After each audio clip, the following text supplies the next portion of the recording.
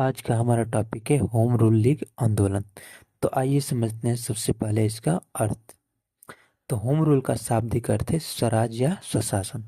यह आयरलैंड से प्रेरित विचार है, जहां 1870 से प्रथम विश्व युद्ध तक ऐसी मांग की जा रही थी। हालांकि भारत में स्वदेशी आंदोलन के समय से ही स्वशासन की मांग की जा रही थी, किंतु अब इसे नए अर्थों में प्रस्तुत किया गया। तो इसके निम्नलिखित उद्देश्य थे। हमारा पहला उद्देश्य था स्वराज की प्राप्ति।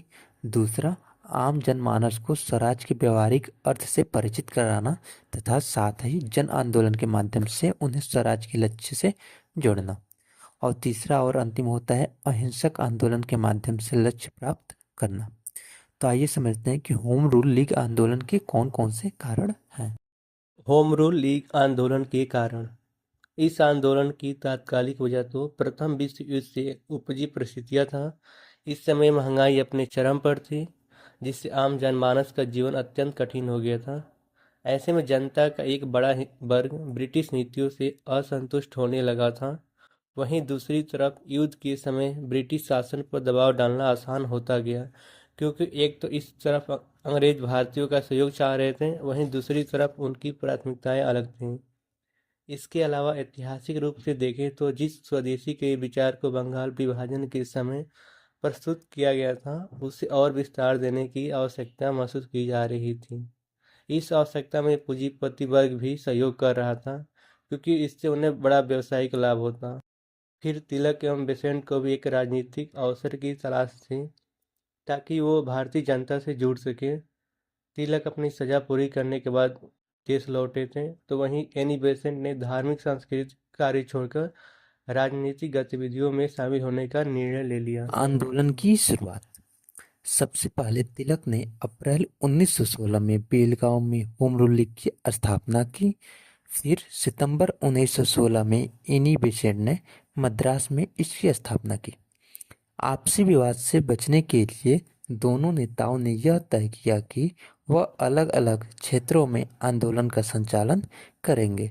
इस प्रकार तिलक को मध्य प्रांत, बरार, कर्नाटक तथा बम्बई को छोड़कर महाराष्ट्र का क्षेत्र मिला। वहीं दूसरी तरफ बेसेंट ने बम्बई समेत पूरे भारत में आंदोलन का संचालन किया। अब देखते हैं आंदोलन का विस्तार। इस आंदोलन में तिलक ने अपनी कई पुरानी पीढ़ियों को छोड़ दिया एवं लोगों को जोड़ने के लिए नए रास्ते तलाशे। इसी क्रम में भाषा को स्वराज के लक्ष्य के साथ जोड़ा तथा यह कहा कि राज्यों का गठन भाषाई आधार पर होना चाहिए तथा देशीय भाषाओं में ही शिक्षा देनी चाहिए। फिर तिलक ने धार्मिक प्रतीकों का उपयोग करना बंद कर दिया तथा धर्मनिरपेक्ष तरीके से आंदोलन का संचालन करने लगे। इसकी आहत लखनऊ अधिवेशन में भी देखी जा सकती है, जहां तिलक ने यह कहा कि हिंदू मुस्लिम एकता से ही स्वराज की प्राप्ति संभव है। इसके अतिरिक्त तिलक ने सामाजिक स्तर पर भी प्रचलित कुरीतियों को दूर करने का प्रयास किया। उदाहरण के लिए इन्होंने शराब के बढ़ते प्रचलन पर चिंता जताई तथा फिर अस्पृश्यता के उन्मूलन को अपना लक्ष्य बनाया। इसी प्रकार तिलक ने आर्थिक स्वराज की दिशा में भी प्रयास किया। इसके तहत भू राजस्व कम करने की मांग की गई तथा वन अधिकारियों द्वारा किए जा रहे शोषण की आलोचना की गई। इस प्रकार तिलक ने सभी वर्गों को स्वराज के लक्ष्य के साथ जोड़ा। यही वजह है कि इसी समय तिलक को लोकमान्य की उपाधि भी मिली। इन्हीं बेसेंट ने अखिल भारतीय आंदोलन का संचालन किया तथा इनका मुख्य उद्देश्य आंग्ल भारतीय संबंधों को मजबूत करता था।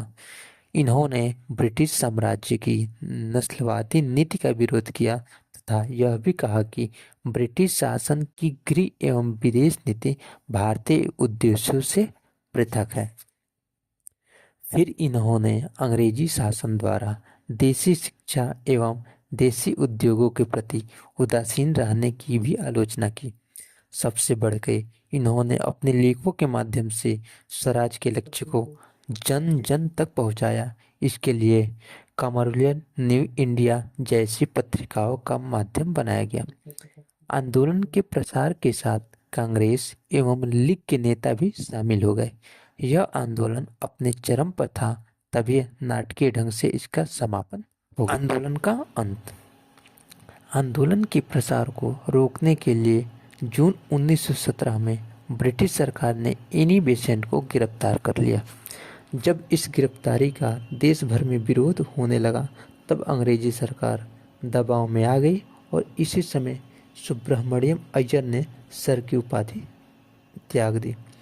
इस दबाव के बाद बेसेंट को रिहा कर दिया गया तथा फिर जब अगस्त 1917 में मॉन्टेग्यू सुधार की घोषणा हुई, तब एनी बेसेंट ने आंदोलन वापस लेने का निर्णय लिया। वहीं दूसरी तरफ तिलक पर ब्रिटिश सरकार ने कई प्रकार के प्रतिबंध आरोपित किए।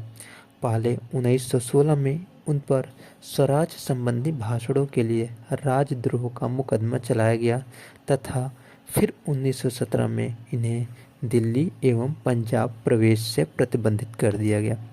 अंत में 1918 में तिलक वैलेंटाइन सिरोल के विरुद्ध मुकदमा लड़ने लंदन चले गए। सिरोल ने इन्हें भारतीय अशांति का जनक कहा था। इस प्रकार आंदोलन नेतृत्व विहीन होकर समाप्त हो गया।